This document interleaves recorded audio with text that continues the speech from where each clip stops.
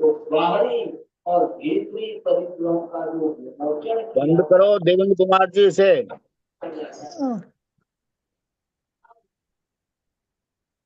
मंगलम भगवान वीरो, मंगलम गौतमो गणि, मंगलम कुंद कुंदार्यो, जैन धर्मोस्तु मंगलम।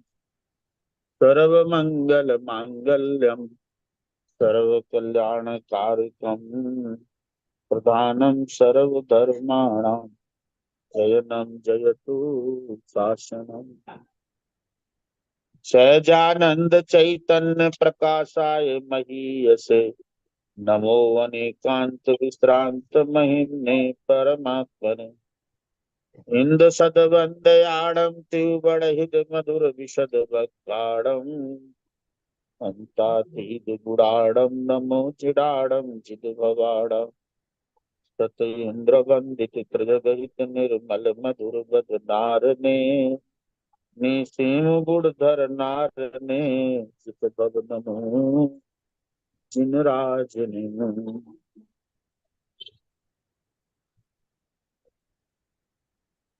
कलिकाल सर्वज्ञ आचार्य श्री कुंद कुंद देव द्वारा रचित पंचाष्टी काय संग्रह ग्रंथ की गाथा 54 में आचार्य भगवंत कहते हैं, क्या कहते हैं? एवं सदो विडासो असदो जीवस्य हवदे उत्पादो, यदि जड़ बरे हैं बड़िदम अणोड़ विरुद्धम विरुद्धम। ए रीत सत बैन सत उत्पाद जीवने होय छे, भाकु जिने जे पूर्व अपर विरुद्ध पण अविरुद्ध छे।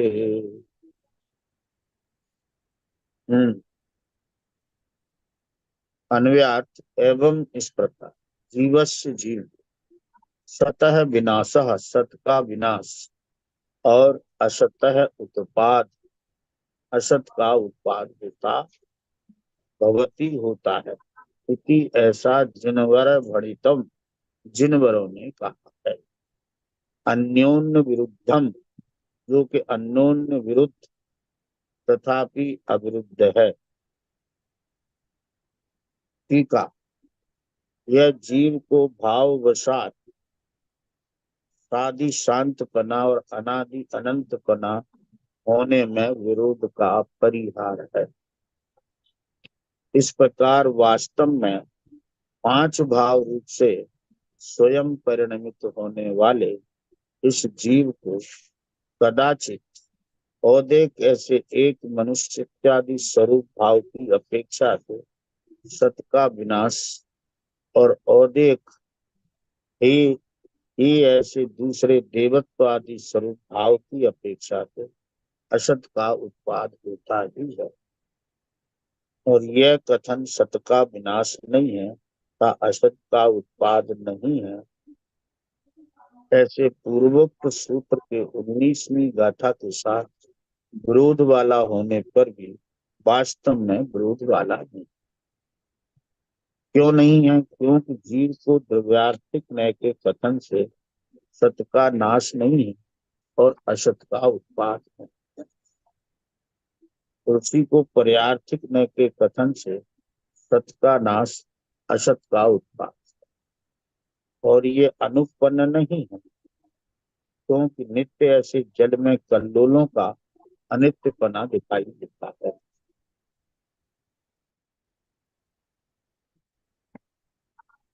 भावार्थ, 53वीं गाथा में जीव को सादि शांतपन का अनादि अनंतपना कहा गया। वहां प्रश्न संभव है कि सादि शांतपना और अनादि अनंतपना परस्पर विरुद्ध भाव एक साथ जीव को कैसे घटित होते हैं। उसका समाधान इस प्रकार: जीव द्रव्य पर्यात्मक वस्तु है, उसे सादि शांतपना और अनादि अनंतपना दोनों एक ही अपेक्षा से नहीं कहे गए, भिन्न भिन्न अपेक्षा से कहे गए। सादि शांतपना कहा गया है वह पर्याय अपेक्षा से, और अनादि अनंतपना द्रव्य अपेक्षा से। इसलिए इस प्रकार जीव को सादि शांतपना का अनादि अनंतपना एक साथ बराबर घटित होता है। यहाँ यद्यपि जीव को अनादि अनंत सादि शांत कहा गया है, तथापि ऐसा तात्पर्य ग्रहण करना चाहिए कि पर्यार्थिक न्याय के विषय भी सादि शांत जीव का आश्रय करने योग्य नहीं। पर्यार्थिक न्याय के विषय से अनादि अनंत संकोच की गायक स्वभावी निर्विकार नित्यानंद स्वरूप जीव द्रव्य उसी का आश्रय करते हैं। देखो यहाँ आचार्य भगवंत कुंद कुंद देव कहते हैं, इस प्रकार जीव का सत का विनाश और असत का उत्पाद होता है। सत का विनाश और असत का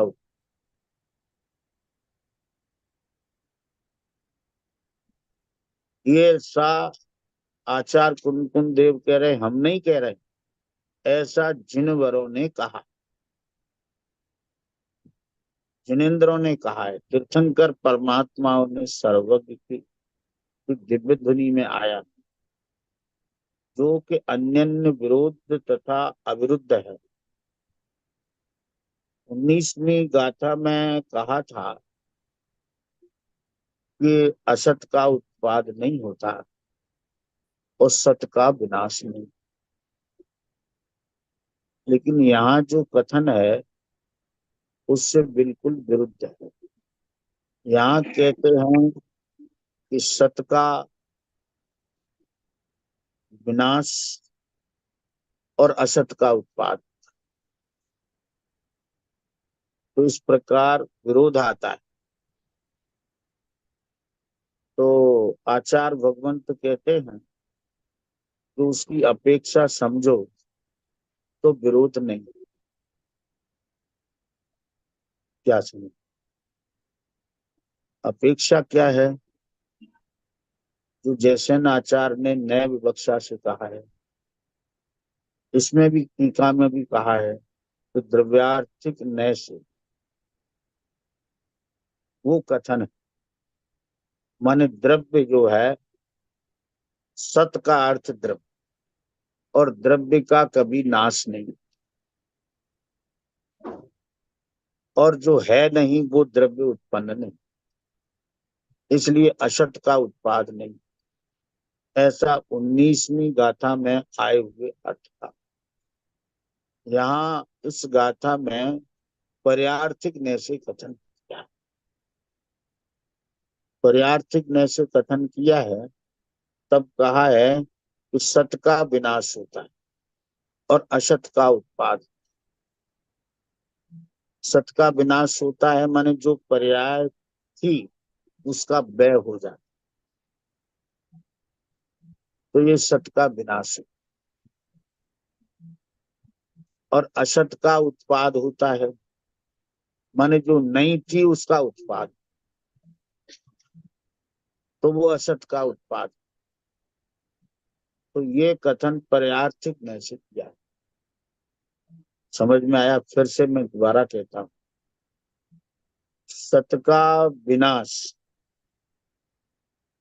माने जो पर्याय है अभी उसका अगले समय विनाश होगा। तो है का विनाश हुआ, सत का अर्थ है होता है, तो है का विनाश हुआ। और असत का उत्पाद माने जो नहीं थी पर्याय वो उत्पन्न होगी, तो इस प्रकार असत का उत्पाद। तो ये कथन यहाँ पर्यार्थिक में से किया और 19वीं गाथा में द्रव्यार्थिक में से किया। वहां सत का अर्थ द्रव्य है, या सत का अर्थ है। अब टीका में कहते हैं कि ये जीव को भाव वशात सादि शांत परा और अनादि अनंत पना होने में विरोध का पर्याय है। माने जीव को भाव सात औदायिक आदि भावों के कारण सादि शांत पना औदैक औपसमिक छायोपस्मिक छाय। और पारमार्थिक भाव की अपेक्षा अनादि अनंत बना, तो कहते हैं उसमें विरोध नहीं।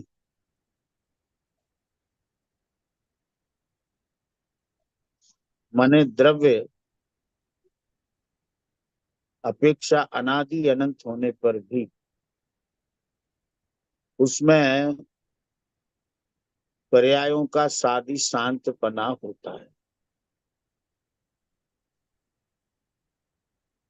इसलिए सत का विनाश और असत का उत्पाद। इस प्रकार वास्तव में पांच भाव रूप से स्वयं परिणमित होने वाले इस जीव की कदाचित औदेक ऐसे एक मनुष्यादि स्वरूप भाव की अपेक्षा से सत का विनाश और औदेकी ऐसे दूसरे देवत्वादि स्वरूप भाव की अपेक्षा असत का उत्पाद होता ही। अब इसमें उदाहरण दिया है, वो व्यंजन पर्याय का। तो जो व्यंजन पर्याय है अभी मनुष्य की अपनी, वो अदेक भाव। आगे होने वाली जो देव की पर्याय है वो भी अदेक। तो जो मनुष्य पर्याय है वो अभी है, सत का अर्थ है, और इसका विनाश होगा, ये निश्चित है।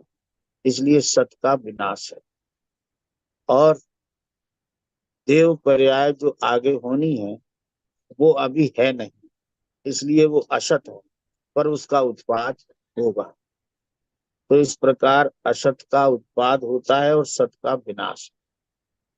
पर यह कथन पर्यार्थिक नहीं। यह कथन सत का विनाश नहीं, असत का उत्पाद नहीं, ऐसा पूर्वोक्त सूत्र 19वीं गाथा के साथ विरोध वाला होने पर भी वास्तव में विरोध वाला नहीं। क्यों नहीं है? क्योंकि जीव को द्रव्यार्थिक नय के कथन से सत का नाश नहीं और असत का उत्पाद।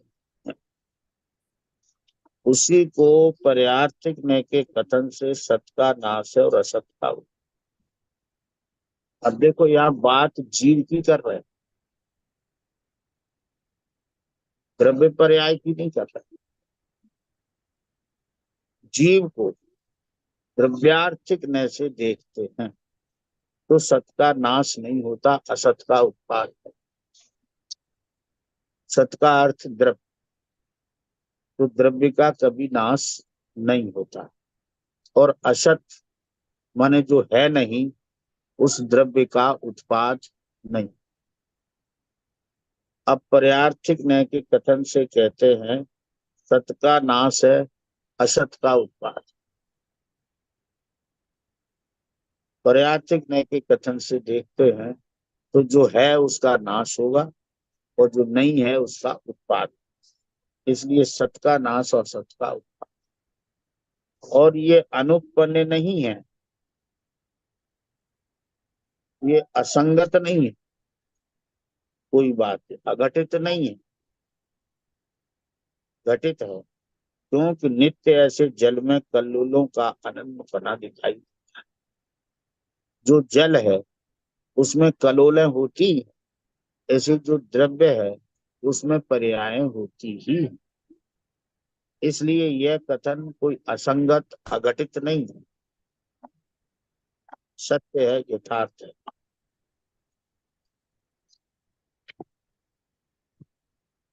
भावार्थ में कहते हैं कि 53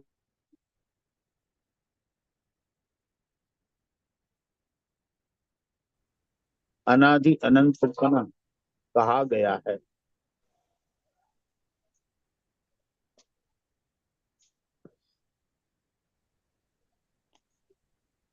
सादि शांतपना और अनादि अनंतपना परस्पर विरुद्ध हैं। परस्पर विरुद्ध भाव एक साथ जीव के कैसे घटित होते हैं? या सादि शांतपना। अगर पर्यार्थिक नय से देखते हैं तो जीव के साधी शांत पना है, और द्रव्यार्थिक नय से देखते हैं तो अनादि अनंत पना। तो ऐसा परस्पर विरुद्ध है, परस्पर विरुद्ध भाव एक साथ जीव में कैसे घटित होते हैं,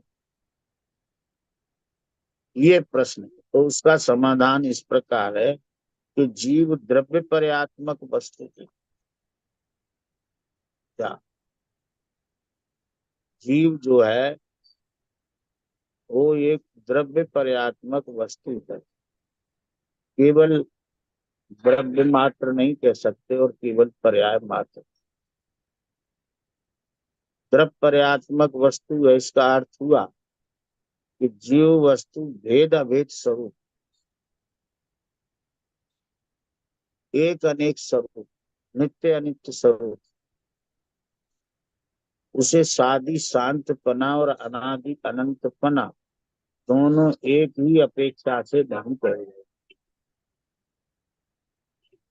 भिन्न भिन्न अपेक्षा से कहे। अनादि अनंत कहने की अपेक्षा भिन्न है, सादी शांत कहने की अपेक्षा भिन्न है।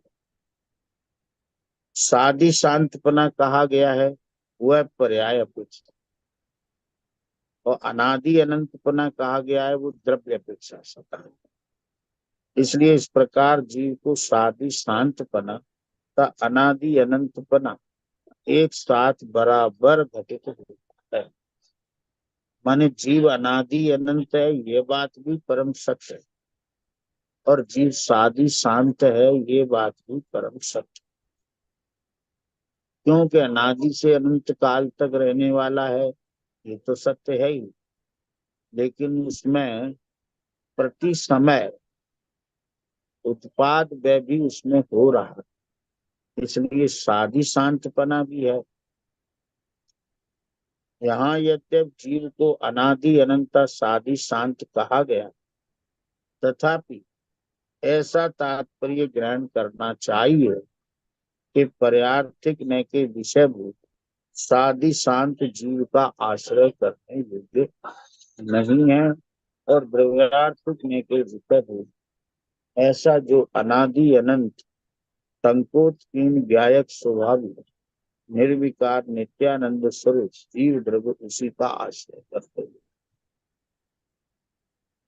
मने उसमें एक प्रयोजन की बात कही गई, वो क्या कही गई है कि जो द्रव्यार्थिक न्याय है उसका विषय भी आत्मा अनादि अनंत शाश्वत है, अविनाशी है, व्यायक स्वभावी है, निर्विकार है, नित्यानंद स्वरूप है। वही अनुभव करने,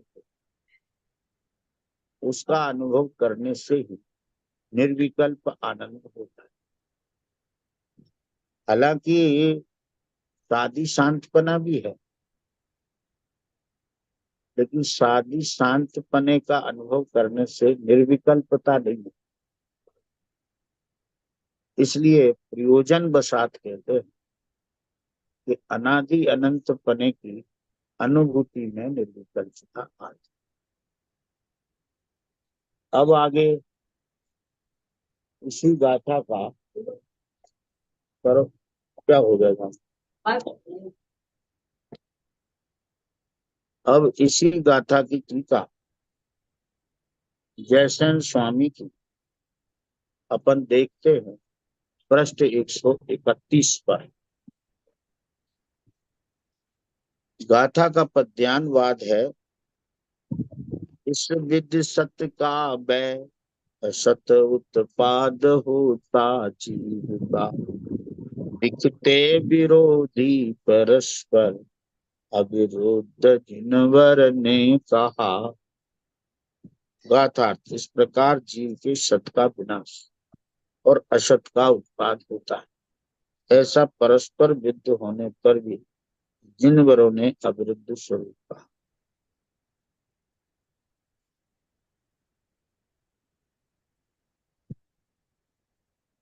क्या कहा है टीका।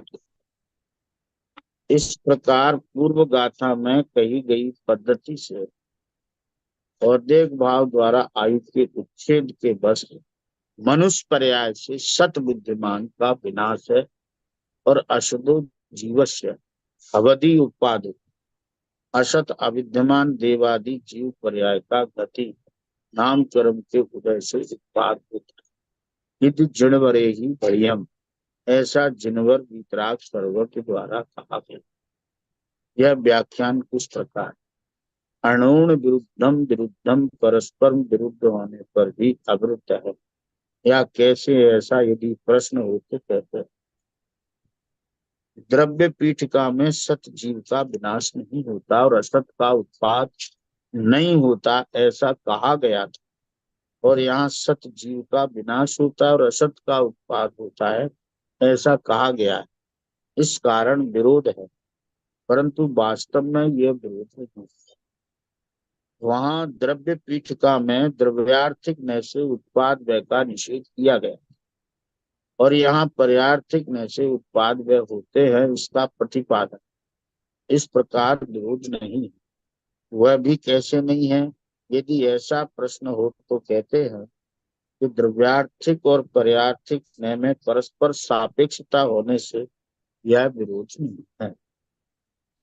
यहाँ यद्यपि पर्यार्थिक नय से सन्निधन जीव द्रव्य का व्याख्यान किया, तथापि शुद्ध निश्चय से अनादि अनंत अनादि निधन संकोच गायक एक स्वभाव में और निर्विकार सदानंद एक स्वरूपी है, वह ही उपादेय है, ऐसा अभी। देखो, इस गाथा में आचार्य भगवंत पुण्य कुंद देव कहते हैं, जिन वरों की आज्ञा से कहते, अपनी तरफ से नहीं।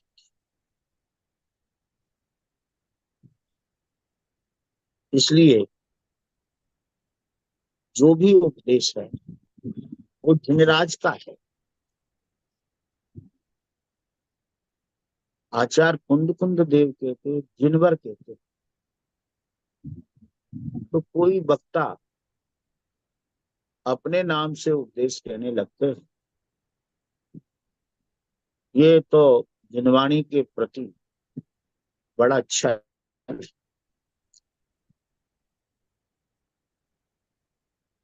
जितना भी उपदेश है वो सर्वज्ञ परमात्मा का है।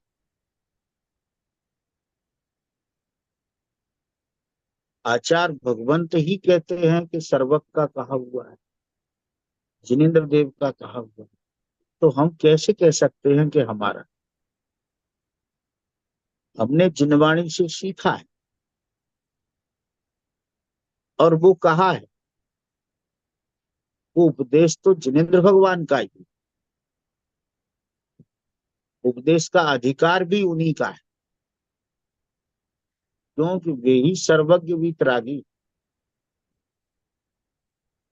हमारा कोई उपदेश देने का अधिकार नहीं। हम तो उस परंपरा का एक व्यवहार है, जो सर्वज्ञ के उपदेश की परंपरा है, उसका एक व्यवहार है, व्यवहार चला रहे। क्योंकि वर्तमान काल में सर्वज्ञ परमात्मा का विरह, एकमात्र उनका जो उपदेश जिनवाणी में है, बस उसी उपदेश को अपनी योग्यता अनुसार और श्रोताओं की योग्यता अनुसार एक पहुंचाने का व्यवहार कर रहे। तो उपदेश तो जिनराज का है। जिनवरों ने कहा है, क्या कहा है कि जीव के सत का विनाश और असत का उत्पाद होता है, ऐसा परस्पर विरुद्ध होने पर भी जिनवरों ने अविरुद्ध स्वरूप कहा है। जीव के सत का विनाश होता है और असत का उत्पाद होता है।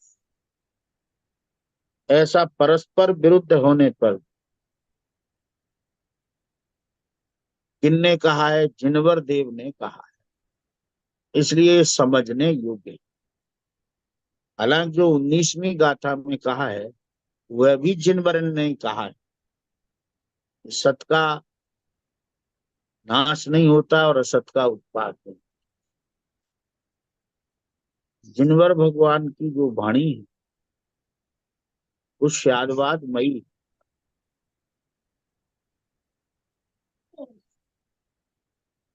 किस अपेक्षा से वो कथन है वो समझने वाली बात। यदि समझे नहीं तो वास्तव में सत्यता को समझ नहीं सकते। यही कारण है अन्य मतों में और जैन मत में यही अंतर है। अन्य मत में शादवाद नहीं है, वे जो कथन करते हैं वो एक पक्षी कथन है, एकांत है, इसलिए वह यथार्थ नहीं। अब यहाँ टीकार्थ में कहते हैं, इस प्रकार पूर्व गाथा में कही गई पद्धति से औदेक भाव द्वारा आयु के उच्छेद के बस मनुष्य पर्याय रूप से सत विद्यमान का विनाश। औदेक भाव द्वारा जो पूर्व में कहा गया था वो आयु के उच्छेद बस मनुष्य पर्याय रूप से सत विद्यमान का विनाश और असत अविद्यमान देवादि जीव पर्याय का गति नाम कर्म के उदय से उत्पाद होता। माने किसी जीव का मनुष्य पर्याय है, तो मनुष्य पर्याय है वो निश्चित रूप से विनशने वाली। तो है का नाश हुआ ना, सत का अर्थ क्या है कि है और उसका नाश हुआ, होगा नाश ये निश्चित। और जब मनुष्य पर्याय का नाश हुआ और तब देव पर्याय का उत्पाद। अब देव पर्याय पहले तो थी नहीं, लेकिन उसका उत्पाद हुआ तो वो असत का उत्पाद हुआ और उसका निमित्त भी बता दिया क्या? या गति नाम कर्म के उदय से उसका उत्पाद। ऐसा जिनवर वीतराग सर्वज्ञ द्वारा कहा गया है। जिनवरे भड़ियम वीतराग सर्वज्ञ द्वारा कहा। यह व्याख्यान किस गया कथन किस प्रकार है? परस्पर में विरुद्ध होने पर भी अविरुद्ध है, विरुद्ध है परस्पर फिर भी अविरुद्ध है, क्योंकि वस्तु में परस्पर विरोधी धर्म होते हैं, एक अनेक, नित्य अनित्य, सत असत। तो इस प्रकार वस्तु में धर्म ही है जो परस्पर विरुद्ध है, पर परस्पर विरुद्ध रहते हुए भी वे एक दूसरे के घातक नहीं है, बल्कि एक दूसरे के पोषक है। एक के बिना दूसरा नहीं रह सकता, दूसरे के बिना एक नहीं रह सकता। जैसे शतरंज का खिलाड़ी खेलता है, वे परस्पर में एक दूसरे के विरुद्ध होते हैं, विरोधी होते हैं, लेकिन विरोधी होते हुए वे मित्र होते हैं, शत्रु नहीं होते। और वे एक दूसरे के बिना खेल नहीं सकते। इसी प्रकार वस्तु में जो धर्म है वे परस्पर विरुद्ध होते हुए भी एक दूसरे के घातक नहीं होते, एक दूसरे के पोषक होते हैं। ऐसी वस्तु व्यवस्था है और उस वस्तु व्यवस्था को अनेकांत कहते हैं। और उस व्यवस्था का कहने वाला स्यादवाद है। तो ऐसा जिनवर वीतराग सर्वज्ञ द्वारा कहा गया। यह व्याख्यात इस प्रकार है कि परस्पर में विरुद्ध होने पर भी अविरुद्ध है, यह कैसे? यदि ऐसा प्रश्न हो तो कहते हैं कि परस्पर विरुद्ध कैसे? तो द्रव्य पीठ काम, जहां पहले पंचाष्टिकाय संग्रह ग्रंथ में द्रव्य का कथन किया गया था, वहां गाथा 19 में सत जीव का विनाश नहीं होता और असत का उत्पाद नहीं होता, ऐसा कहा गया था। और यहाँ कहा जा रहा है कि सत जीव का विनाश होता है और असत का उत्पाद, ऐसा कहा गया है। उस कारण विरोध है, परंतु वास्तव में ये विरोध नहीं है। शब्दों में तो लगता है कि एक जगह तो कह रहे हैं कि सत का नाश नहीं होता, असत का उत्पाद होता है। दूसरी जगह कह रहे हैं सत का विनाश होता है और असत का उत्पाद होता है। लेकिन वो वास्तव में यह विरोध नहीं है। अपेक्षा से समझा जाए तो कोई विरोध नहीं।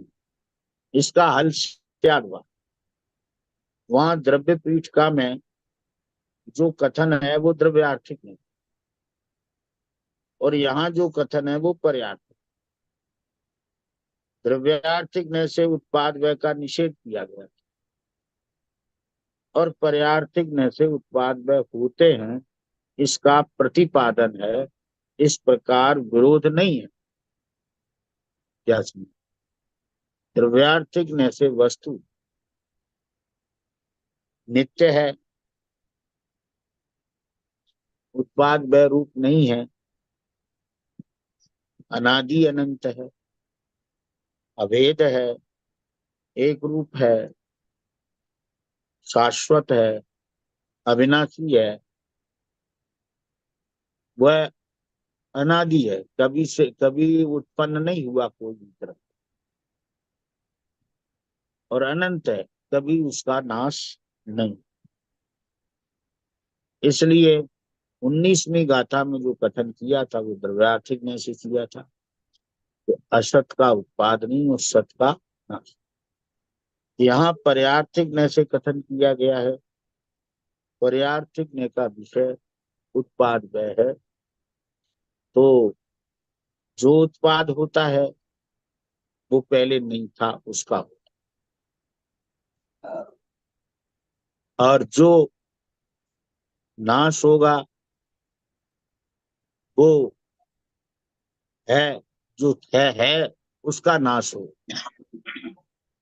और जो नहीं है उसका उत्पाद। अभी आगे की कुछ गाथाओं में ऐसा भी आने वाला है, तीसरा कथन भी आने वाला,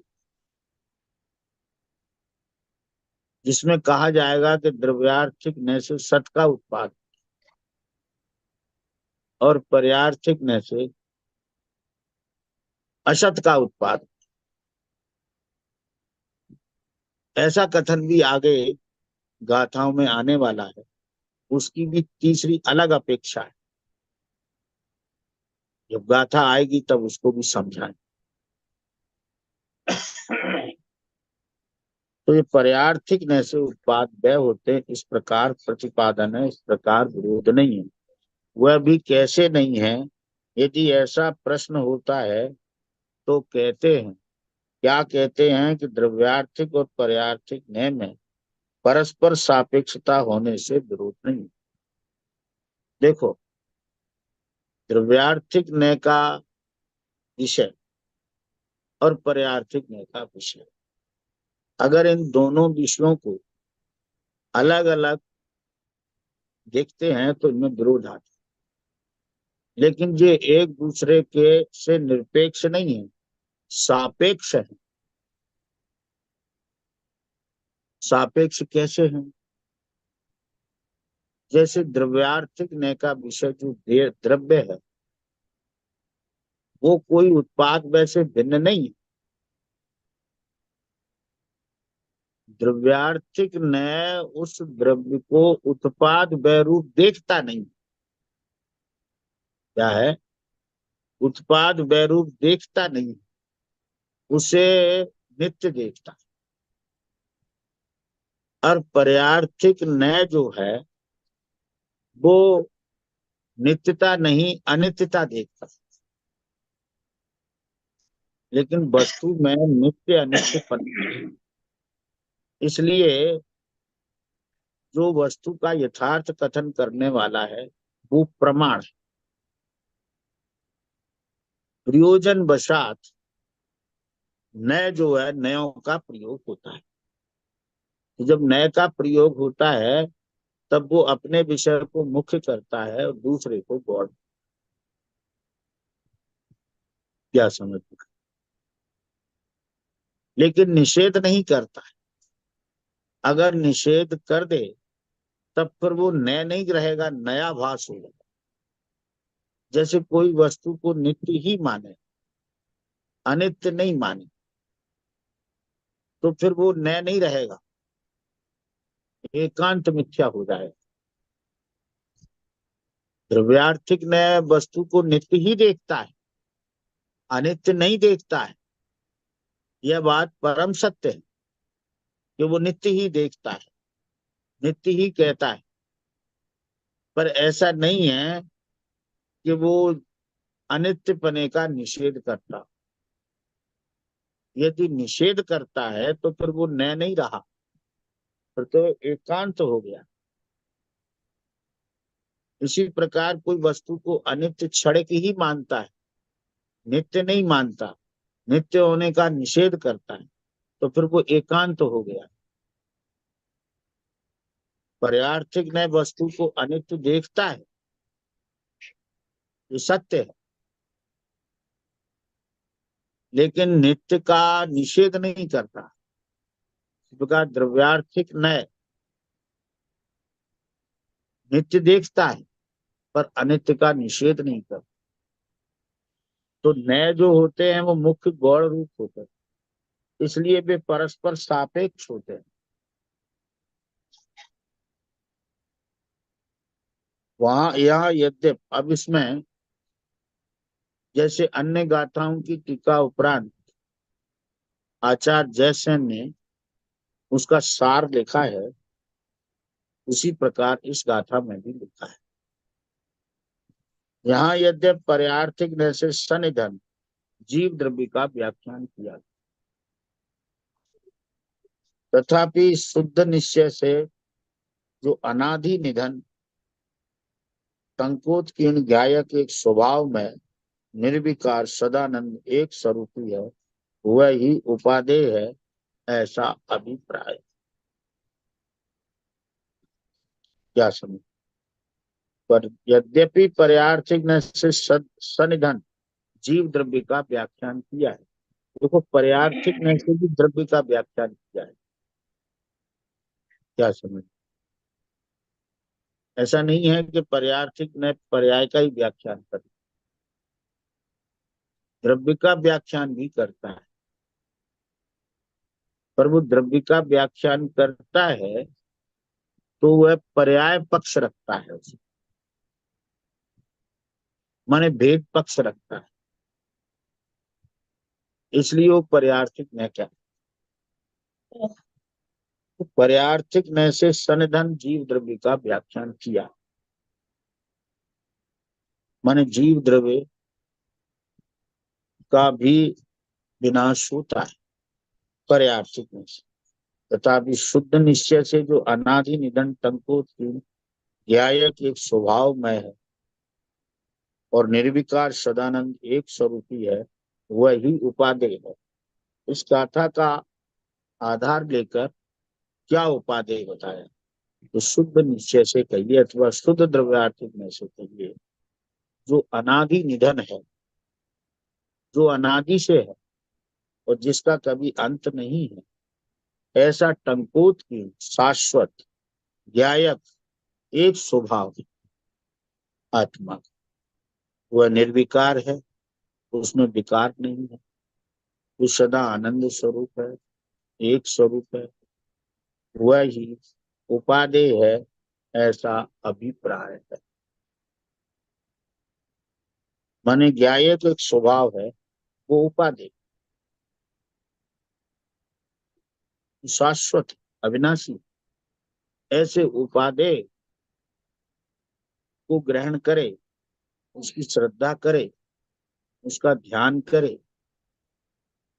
तो इस जीव का संसार का अंत आ जाए और निर्विकल्प अतीन्द्रिय आनंद की अनुभूति होती है। तो इस प्रकार शुद्ध निश्चय से जो आत्मा का ज्ञायक स्वभाव है,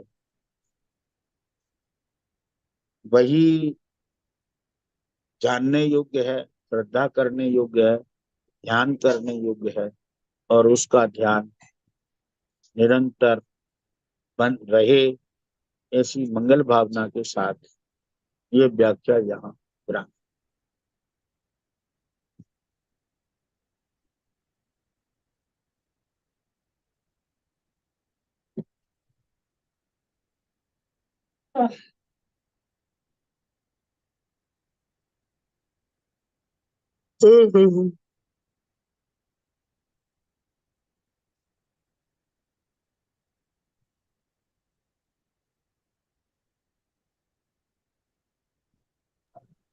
गुरु जी ज्ञायक उपाधेय हुआ ना, ज्ञायक हाँ, भाव नहीं उपाधेय। हाँ, ज्ञायक भाव ही उपादेय। तो ज्ञायक भाव तो पर्याय है ना गुरु जी, तो ज्ञायक भाव में ज्ञायक ही तो दर्श रहा है। पर्याय है, लेकिन वो द्रव्य से भिन्न थोड़े ही।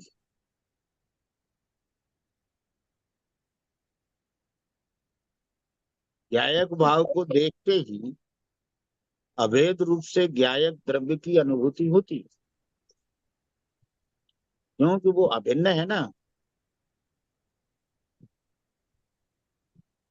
ये भिन्नता की कई उपदेश में तो सब गड़बड़ हो रही, अभेद है।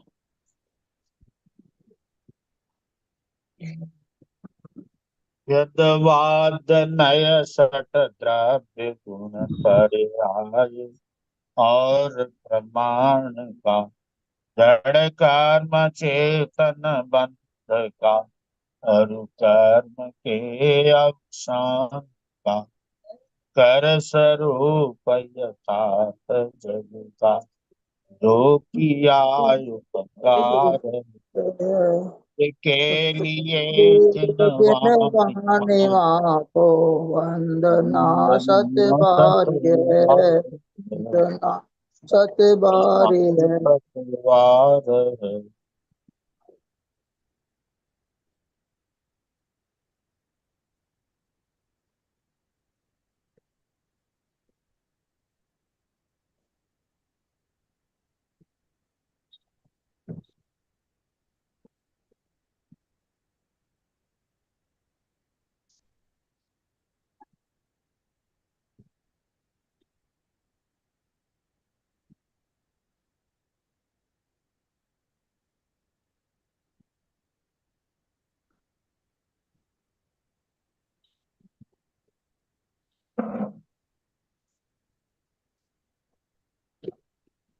धनवाणी माता की जय। जय लज्जू को सादर जय जिनेन, सभी साधन भाई बहनों को जय जिनेन। गुरु जी को सादर प्रणाम। हाँ सभी को जय। गुरु जी को सादर प्रणाम, सबको सादर जय।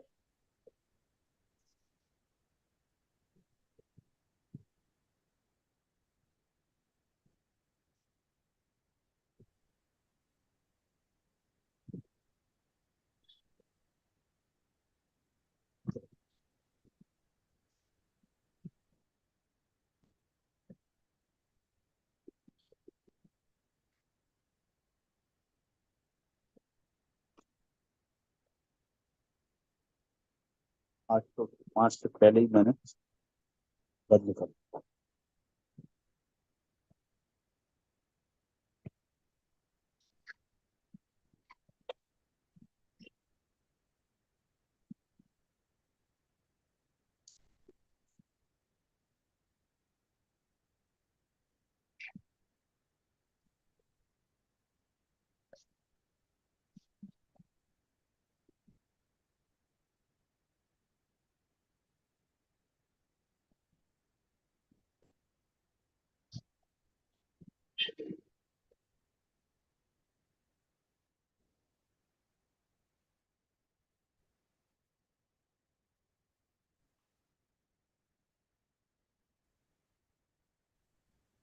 मीटिंग क्या एंड हो गई क्या? मीटिंग समाप्त हो गई क्या? है हाँ, मीटिंग समाप्त कर दो, हुई नहीं। मीटिंग समाप्त कर दो, जल्दी हो। मीटिंग एंड कर दें क्या? हाँ एंड कर दो।